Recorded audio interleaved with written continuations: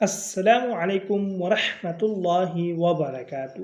دوستو، صدقۃ الفطر کا اصل مصرف کون ہے اور صدقۃ الفطر کا نصاب کیا ہے؟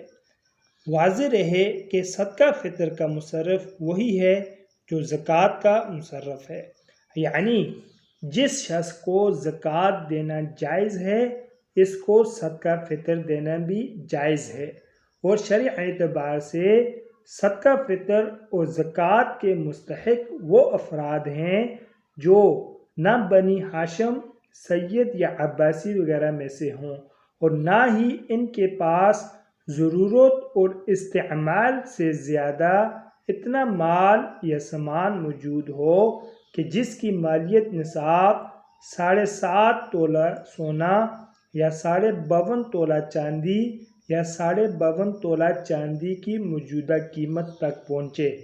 ایسے افراد کو زکوٰۃ اور صدقہ فطر دیا جا سکتا ہے، تاہم اپنے اصول، والدین، دادا دادی، نانا نانی وغیرہ اور فروع اولاد اور ان کی اولاد وغیرہ کو نہیں دیا جا سکتا، اور صدقہ واجبہ کا بھی یہی حکم ہے۔ البتہ نفلی صدقات کا مصرف خاص نہیں ہے، وہ کسی بھی خیر کے کام میں صرف کیے جا سکتے ہیں۔ اس میں جس کو دیا جا رہا ہے اس کو مالک بنانا شرط نہیں ہے، مالدار کو بھی نفلی صدقہ دیا جا سکتا ہے۔